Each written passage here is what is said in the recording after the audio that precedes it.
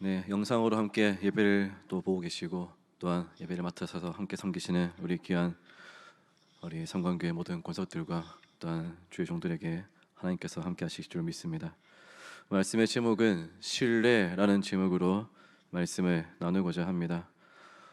지금 이제 코로나가 이제 거의 기하급수적으로 전국에 예측할 수 없는 곳에서 많이 퍼지고 있는 것 같습니다.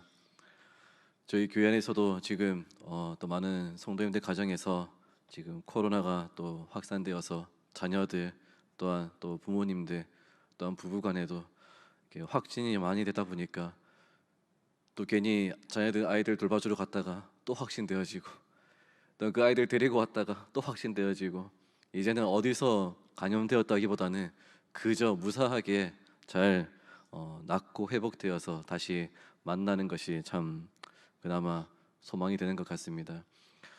부족한 저도 지난 한 며칠 정도 저희 집안에 확진이 되어서 집안에 격리를 좀 하게 되었습니다. 처음에는 저희 첫째 아이가 이렇게 확진이 되었습니다. 그 전에도 한번 확진은 안 되었지만 밀접 접촉을 해서 격리했던 경험이 있다 보니까 또 이제 확진되어서 집안에서 이제 한 방 한 칸을 내어줘서 너는 여기 격리다라고 했습니다. 슬슬 이제 입이 튀어나가지고 왜 또 격리해야 되는 거야? 코로나 때문에 짜증을 내면서 또 그 방 한 칸에 들어갔습니다. 마스크 쓰고 밖에서 동생들이 웃으면서 TV 보고 놀고 있으니까 뭐 무슨 일이야? 무슨 일이야? 밖에서 뭐 해? 방 안에서 계속 물어보는 거죠. 무슨 일이야? 그렇게 이틀 지나고 난 다음에 갑자기 셋째가 확진이 되어 버렸습니다. 그러다 보니까 이제는 집안에서 슬슬 경계하기 시작하는 것이죠. 서로 이게 더 이상 확진시키지 말자, 감염되지 말자. 그러면서 마스크 철저하게 쓰고 더 철저하게 거리두기 하면서 집안에서 접촉을 피하고 있었습니다. 이틀 뒤에는 둘째와 아내가 확진되어 버렸습니다. 날이 지날수록 더 확진의 추세가 집안에서 막 일어나는 것입니다. 처음에는 서로 조심하자, 감염되지 말자, 확진되지 말자 조심하더니 이제는 집에서 절반 이상 확진되어 버렸죠. 4명 중에 3명이 확진돼 버린 것입니다. 이제는 저희 아내도 아이들도 될 대로 되라는 식으로 다 감염돼 버리자, 다 감염돼 버리자 막 다니는 것입니다. 제가 스스로 격리되기 시작했습니다. 나라도 지켜야겠다. 이틀 뒤에 저도 확진이 되어 버렸습니다. 결국 확진을 피하지 못하고 집안에서 이렇게 코로나 때문에 또 멈추게 되어지고 그로 인해서 또 이렇게 섬겨야 될 교회에도 또 조만간 이렇게 조그만 피해를 좀 또 끼치게 되었습니다. 지금 이렇게 코로나의 추세가 너무나 어려운 시기인 것 같습니다. 이제 더 이상 방역의 절차도 어떻게 할 수 없이 사회는 일상 속으로 돌아가야 되지만은 그럼에도 불구하고 이 코로나는 더 피할 수 없는 추세로 번지고 있습니다. 뿐만 아닙니다. 지금 세계에 참 전쟁의 위기 때문에 어지럽게 무수하게 불안한 일들이 일어나고 있는 것 같습니다. 저 우크라이나 침략 당해가지고 많은 난민들이 생겨나고 있고 또한 그 중에 또 우크라이나에서 이제 가까스로 피신한 선교사님들도 한국에서 머물 곳이 없다 보니까 또 그 우크라이나에서 피신해 오신 선교사님들 돌봐주기 위한 사역들도 곳곳에서 일어나고 있지만 또 한편으로는 러시아에서도 참 어려운 일들이 일어나고 있습니다. 러시아에서 선교하시는 선교사님들은 더 어려운 위기에 처해 있습니다. 도망가지도 못하고 어디로 입국하지도 못하고 또 거기에 있는 한인 선교사님들은 그 생활의 모든 것들을 대부분 이제 후원 받는 대로 카드를 이제 결제해서 뽑아서 썼었는데 그 카드 결제가 다 막혀버린 것이죠. 마스터, 비자 다 막혀버린 것입니다. 저희 청년부에서 후원하시는 러시아 선교사님도 계시는데요. 그 선교사님도 저 러시아 블라디보스토크에서 이제 고려인들 또 한인들을 대상으로 사역하고 계시는데 훈련하고 계시는데 얼마 전에 선교 소식이 왔습니다. 이제 곧 한국에서 카드 결제가 다 막혀버리는데 선교 공동체에 있는 모든 선교사님들이 다 그걸로 이렇게 돈을 찾고 생활비를 찾고 생활하는데 지금 어렵게 되었다. 지금 당장 생활비가 다 떨어지게 되었습니다. 기도해 주십시오. 예상치 않은 일들이 위기가 일어나고 있습니다. 우리 주변에 이러한 고난과 시련 속에 또한 혹은 어떻습니까? 우리 성도님들의 삶에 예상치 않은 문제와 실수와 어려움이 생겨가지고 경제적인 어려움, 가정의 관계적인 어려움, 자녀들의 어려움, 혹은 신앙생활의 어려움도 생기고 있지 않습니까? 그러한 어려움과 환난 속에서, 이런 예상치 못한 세상의 고난 속에서 우리가 가져야 할 신앙의 본은 무엇일까요? 우리가 놓치지 말아야 할 신앙의 정절은 어디에 있습니까? 그것은 바로 하나님을 신뢰하는 것인 줄 믿으시기 바랍니다.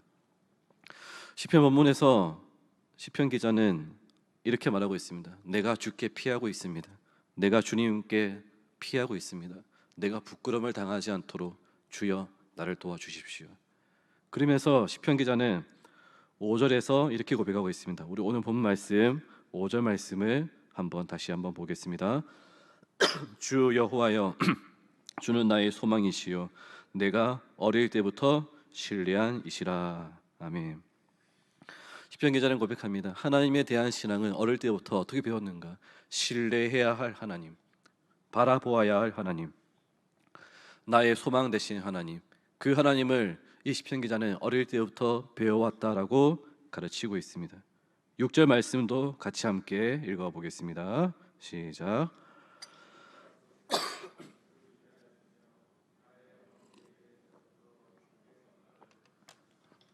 나는 항상 주를 찬송하리이다. 모태에서부터 주를 의지하는 방법을 배우고 있고, 어머니의 배에 있을 때부터 하나님께서 나를 택하신 줄 알고 있습니다 라는 믿음의 고백을 하고 있습니다. 하나님을 향한 신뢰, 주님을 향한 신뢰가 이렇게 고난 중에 있을 때, 주님께 피하기 위해 주님을 의지하고자 할 때 고백되어지는 것입니다.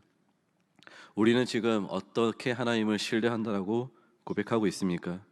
우리가 지금 얼마나 어려운 위기 가운데 하나님을 얼마나 신뢰할 수 있다라고 고백할 수 있습니까?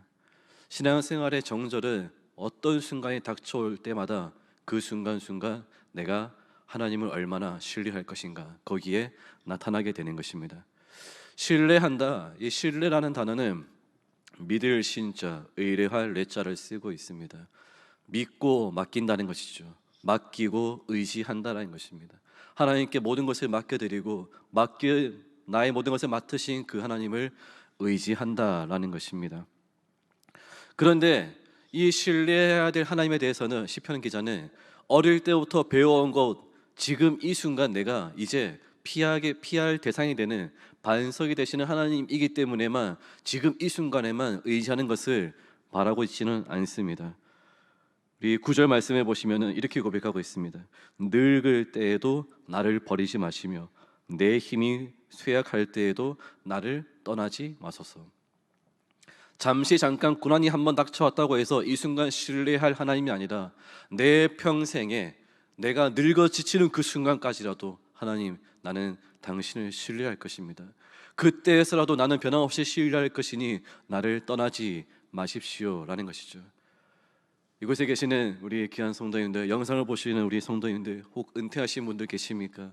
혹 내 나이가 이제 인생이 한참 늙었다라고 생각하시는 분들 계십니까? 그 순간에 더욱더 하나님을 신뢰하는 신앙이 빛을 발하기를 축복합니다. 하나님을 바라보는 신앙이 빛을 바라기를 축복합니다.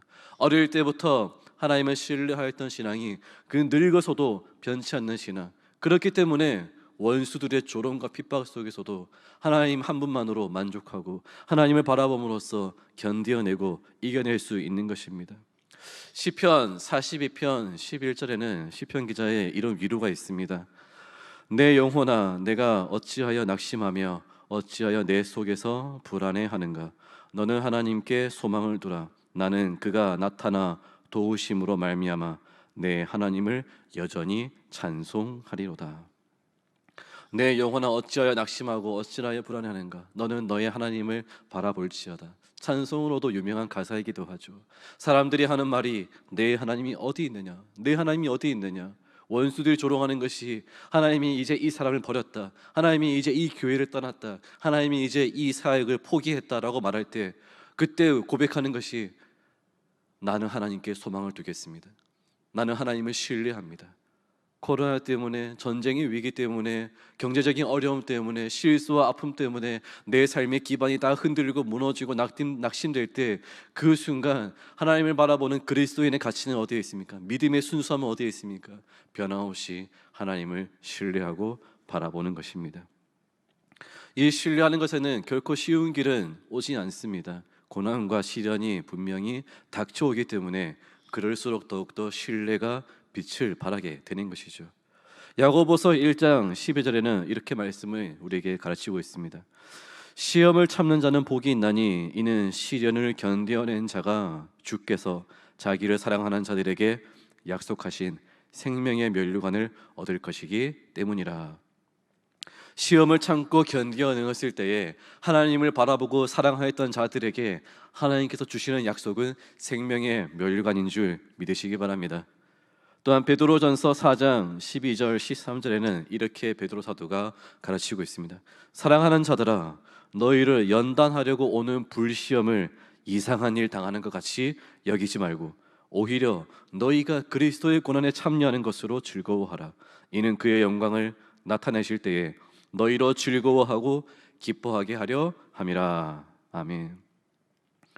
베드로 사도가 권면하는 것이 사랑하는 성도들이여, 사랑하는 교회여, 하나님 앞에서 시험을 당할 때, 불시험을 당할 때 이상하게 여기지 말라. 왜 그리스도인이고 왜 전능하신 하나님 옆에 계시는데 나에게 이런 시험과 환난이, 이 시대에 핍박이 교회에 오고 사회의 어려움과 전쟁의 위기가 이 시대에 끊이지 않는가? 왜 질병과 고통의 한숨은 끊이지 않는가? 왜 성도의 삶에도 질병과 가난과 고통은 끝나지 않는가? 왜 성도의 삶에도 코로나 때문에 죽는 일이 발생하는가?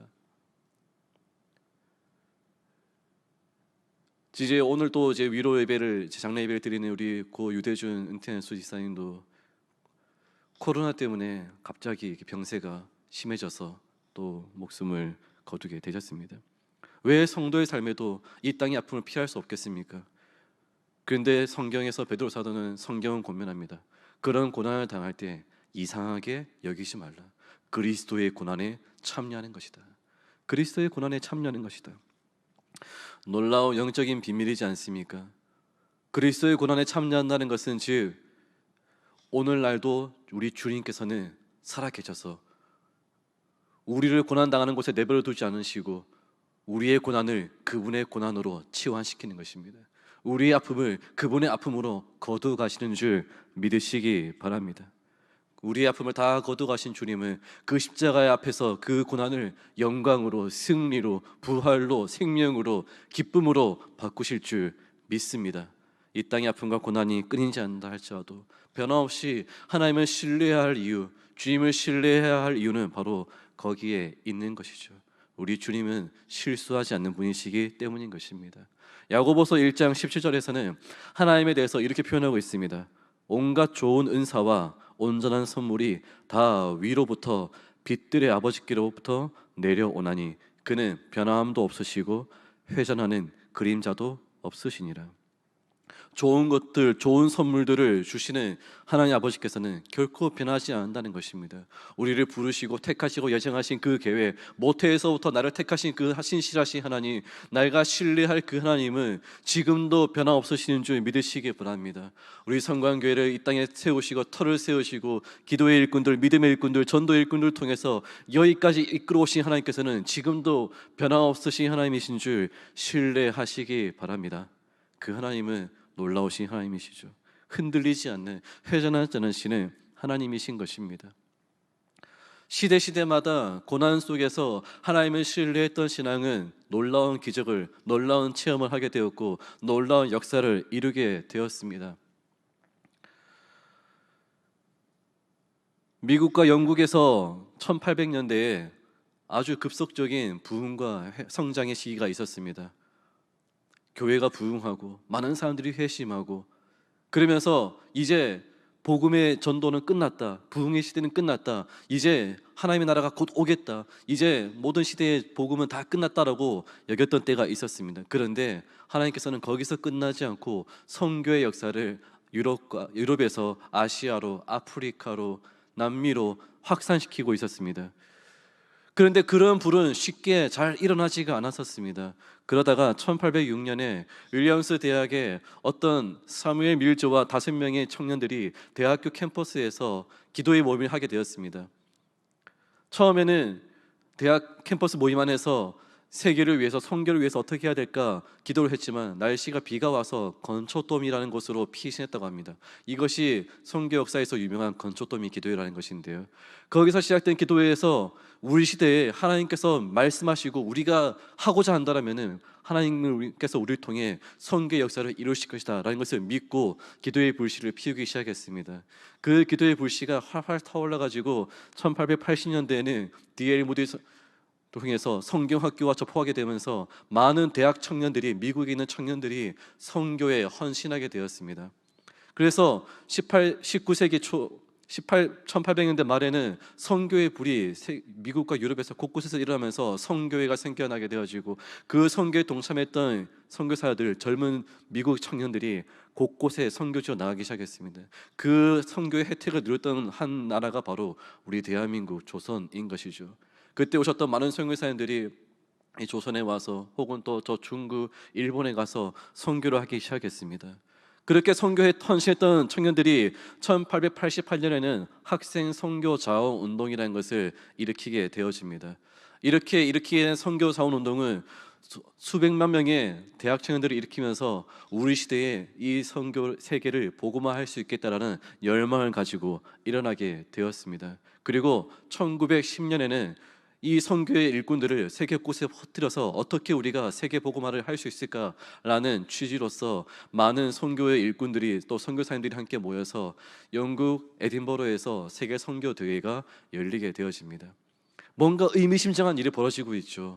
야, 진짜 이렇게 청년들이 많이 헌신하고 젊은이들이 헌신하면서 학업을 포기하고 직장을 포기하고 선교지로 나가고 있구나, 이들을 통해서 뭔가 큰 일을 하자라는 일들이, 기독교 불씨가 일어나고 있었습니다. 1910년에 그 선교 대회를 기점으로 활활 타오른 선교의 파송들이 많이 일어나게 되었습니다. 그런데 어떤 일이 역사 속에서 벌어졌는지 아십니까? 1914년도에 세계 1차 세계대전이 발생하게 되어지죠. 이유리 없는 전쟁이 발생하게 되어지고, 세계 경제 대공황이 일어나게 되어지고, 2차 세계대전까지 갑자기 20세기에 들어서면서 급속도로 이 세계는 멸망의 징조, 위협과 전쟁과 고통이 싹트기 시작했습니다. 일어나기 시작했습니다. 교회가 뭔가 하려고 하고 하나님의 역사가 일어나고 부흥의 불씨가 타올라가지고 곳곳에서 대부흥 운동, 인도 대부흥, 미국 대부흥, 평양 대부흥, 곳곳에서 일어나가지고 복음의 역사가 번질 것 같은데 왜 이렇게 고통이 일어나는가? 왜 위기가 발생할까? 그런데도 불구하고 어떤 일이 벌어졌는지 아십니까? 그 전쟁이 끝나고 난 이후에, 그 위기가 끝나고 난 이후에 그때 헌신했던 청년들이 자기들이 참전했던 나라, 자기들이 참전했던 곳에 가서 새로운 선교 사역을 일으키기 시작하는 것입니다. 그 전까지는 안전한 선교를 생각했다면 이제는 더 이상 안전한 선교가 아니었습니다. 정말 목숨을 다 바쳐 해야 되는 선교이구나, 정말 아픔과 고통 있는 현장에 가서 찾아가는 선교이구나, 정말 전쟁의 위기를 겪은, 가난의 위기를 겪은, 기근의 위기를 겪은, 질병의 위기를 겪은 곳에 가서 목숨 걸고 선교해야 되는 것을 깨닫게 되었습니다. 그때 일어난 선교 운동이 더욱더 많은 선교 기관들과 선교 참여를 일으킨 줄 믿으시기 바랍니다. 그렇게 그 운동을 통해서 제 네 번째 선교의 물결이 곳곳에서 일어났다라고 선교학자들은 말하고 있습니다. 그 중에서 그 선교 운동의 한 일환으로 우리 이 에딘버러 선교 대회에 참여했던 조선의 대표 선교사님들이 있었습니다. 그 선교사님 대표 중에는 게일 선교사님, 머펫 선교사님, 그리고 언더우드 선교사님도 있었죠. 또한 조선인의 대표로, 조선인으로서 참여하신 분도 계세요. 바로 윤치호 박사님이시죠. 근데 이 언더우드 선교사님께서 이 조선의 대표로 영국 에딘버러 선교 대회에 참여했을 때, 이 언더우드 선교사님이 조선의 선교사를 대표했을 때, 그 선교사님께서 처음에 조선 땅에 선교하러 왔을 때는 어떤 어려움이 있는지 아셨습니까? 그 언더우드 선교사님의 선교적인 기도가 우리에게는 참 유명한 고백이죠. 주님, 지금은 아무것도 보이지 않습니다. 조선에는 아무것도 보이지 않습니다. 나무 한 그루 시원하게 자라지 못하고 있고, 곳곳에 사람들의 모습 속에는 희망이 보이지 않는다는 것입니다. 저 넓은 태평양을 건너서 왜 이곳에 우리를 인도하셨는지 모르겠습니다. 어지럽고 인습에 매여 있고 우상에 매여 있고 더럽고 추악한 이 땅에 고통이라는 것을 모르고 있는 이곳에 주님 아무것도 보이지 않습니다 라는 언더우드 선교사님의 기도 속에는 눈앞이 캄캄하다는 것입니다. 그런 선교사님께서 언더우드 선교사님께서 이렇게 고백하시죠. 그러나 주님 순종하겠습니다. 겸손히 순종할 때 주님께서 일하시고 하시는 일을 우리의 영적인 눈이 볼 수 있는 날이 다가올 줄 믿습니다. 지금은 우리가 서양 귀신으로 불려지고 있지만 저들과 우리가 영적으로 하나가 되어질 때 하나님의 택한 백성이 이 땅에서 눈물을 흘리며 기뻐하고 예배드릴 곳이 없는 이곳에 예배당이 세워지고 학교가 없는 이곳에 학교가 세워지고 의심이 사라지고 천대가 사라지고 은총의 땅이 이 땅에 일어날 줄 믿습니다. 그 땅을 언더우드 선교사님은 바라보고 대표가 되어서 선교대회까지 참여하였고 그 선교대회에 조선의 일꾼을 세워나가서 참여한 것입니다. 하나님에 향한 신뢰, 전쟁의 위기와 고통이 있다 할지라도 한국교회 믿음의 성도들은 무엇을 보아야 합니까? 하나님께서 이 위기와 역사를 넘어서 새로운 일을 행하실 줄 믿으시기 바랍니다. 이 시대에 우리 성광교회를 사용할 줄 믿으시기 바랍니다. 그 하나님의 뜻에 맡겨드리시기 바랍니다. 이것이 바로 우리가 놓치지 말아야 할 영적인 신뢰인 것이죠. 예수님께서 이 땅에 오셨을 때에 예수님께서 사역을 하실 때에 많은 유대인 바리새인 대제사장들이 예수님을 의심하고 조롱하고 핍박하였습니다. 그 예수님의 사역을 보면서 사람들이 예수님께서 안식일도 어기면서까지 치유하고 고치고 죄인들과 함께하는 것을 보면서 왜 당신은 이렇게 힘들게 사역하는가? 또한 제자들도 말합니다. 왜 예수님이 이렇게 핍박받으면서 사역합니까? 왜 이렇게 어려운 일을 걸어갑니까? 라고 말할 때 요한복음 5장 17절에 예수님께서는 우리에게 유명한 말씀을 남겨주고 계십니다. 우리 함께 읽어보겠습니다. 예수께서 그들에게 이르시되 내 아버지께서 이제까지 일하시니 나도 일한다 하시매. 우리 주님께서는 하나님 아버지를 신뢰하고 있는 것입니다. 나를 이 땅에 보낸 아버지께서 그냥 가만히 계시는 것이 아니라 그 하나님 아버지께서는 나를 보내신 것만이 아니라 나를 통해 일하고 계신다. 나와 함께 일하고 계신다. 그 하나님이 일하시고 계시기 때문에 내가 이 핍박과 고난 중에도 돌아서지 않고 물러서지 않고 나는 사역하고 치유하고 고치고 전도하고 증거하는 것이다 라는 것이죠. 주님께서는 그러한 사명을 제자들에게 오늘 우리에게 전하는 줄 믿습니다. 하나님을 향한 신뢰, 그것은 무엇입니까? 하나님께서 지금도 역사하시기 때문에 나도 지금도 순종한다는 것입니다. 하나님께서 지금도 우리의 기도를 통해 일하시고 우리의 전도를 통해 일하시고 우리의 찬양을 통해 영광 받으시기 때문에 우리는 오늘도 전도하고 찬양하고 기도하고 사역하는 줄 믿으시기 바랍니다. 우리가 열심히 있어서, 우리가 자격이 있어서, 우리가 능력이 있어서가 아닙니다. 우리가 하나님께 맡겨드리고 그 역사, 하나님의 도움을 믿기 때문에, 의지하기 때문에, 우리를 신뢰하는 하나님께서 역사하시고 계시기 때문에 우리도 그 신뢰에 합당하게 우리가 순종해야 될 줄 믿습니다. 영상으로 예배드리고 어려운 환경에, 어려운 위기 가운데 처해 있는 우리 귀한 성도님들, 이 시간 더욱더 하나님을 신뢰하는 믿음의 눈을 뜨시고 신뢰하는 고백을 하시고 하나님을 믿고 의지함으로써 더욱더 주님께서 내 곁에 계시고 내 삶에 역사하고 계시고 도우시고 계시고 일하시고 계시다는 것을 믿으심으로써 그 하나님으로 기뻐하시고 하나님과 함께 동행하는, 하나님과 함께 승리하는 우리 귀한 성관 권속들 되기를 축복합니다. 우리 찬양으로 함께 고백하고 기도하기 원합니다. 날마다 숨쉬는 순간마다라는 찬양인데요, 이 고백 속에서 우리가 하나님을 향한 신뢰의 믿음을 더 고백하기 원합니다.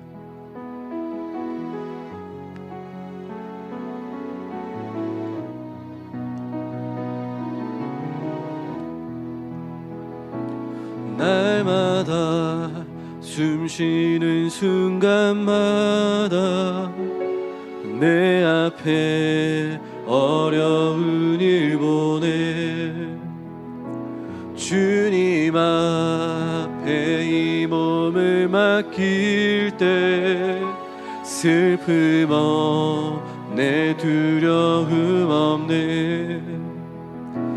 주님의 그 자비로운 손길 항상 좋은 것 주시도다.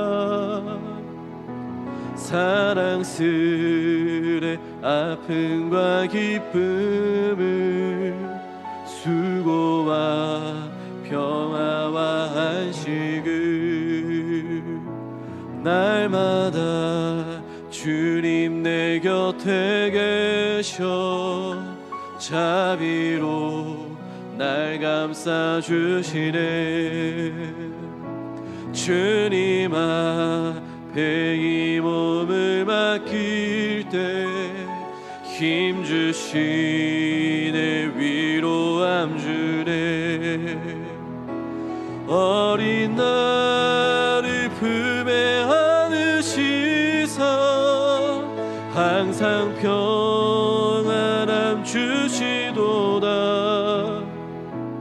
내가 살아 숨을 쉬는 동안 살피신다 약속하셨네. 인생의 어려운 순간마다 주님 약속 생각해보네.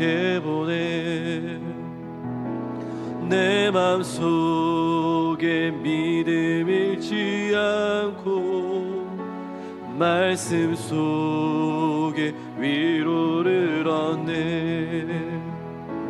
주님의 도우심 바라보며 모든 어려움 이기도다. 흘러가는 순간순간마다 주님 약속 새겨봅니다. 좋으신 하나님, 하나님을 신뢰합니다. 하나님을 의지합니다. 하나님의 역사를 믿고 맡겨드립니다. 어려운 순간마다 변함없이 일하시는 하나님을 오늘도 일하시고 오늘도 내 삶에 역사하시고 오늘도 나를 지으시고 창조하신 아버지께서 지금 이 순간까지 늙어서까지도 나를 포기하지 않으시는 나와 동행하시는 놀라우신 하나님이신 줄 믿습니다. 어려움에 처한 성도들이 있습니까? 실패와 아픔과 위기를 겪고 있는 성도들이 있습니까? 질병의 아픔, 관계의 아픔, 경제적인 어려움, 위기를 겪고 있는 선교사님들과 일꾼들이 있습니까? 주님, 그 순간 하나님을 더욱더 신뢰하는 믿음을 뜨게 하시옵고 하나님을 더욱더 의지하는 믿음의 눈을 뜨게 하여 주옵소서. 역사하신 하나님께서 일하시기에 오늘도 내가 일한다고 고백하신 주님의 고백을 본받아 오늘도 내 삶을 나를 부르시고 나를 통해 역사하시는 하나님을 믿고 의지하는 귀한 성광권소들 되게 하시옵고 오늘도 역사하시는 하나님을 의지하는 우리 귀한 성광교회 되게 하여 주옵소서. 우리를 택하시고 예정하신 바대로 여기까지 인도하신 주님께서 우리 성광교회를 통해서 더욱더 전도의 역사, 선교의 역사, 부흥의 역사, 회복의 역사, 영혼 구원의 역사를 일으키실 줄 믿습니다. 그 주님을 믿고 신뢰함으로 이 일에 동참하는 귀한 성광권속들, 일꾼들, 주의 종들 되게 하여 주옵소서. 하나님을 신뢰하고 의지하오니 놀라우신 하나님, 전능하신 하나님 역사하여 주옵소서. 생명 되신 예수님의 이름으로 기도하옵나이다. 아멘.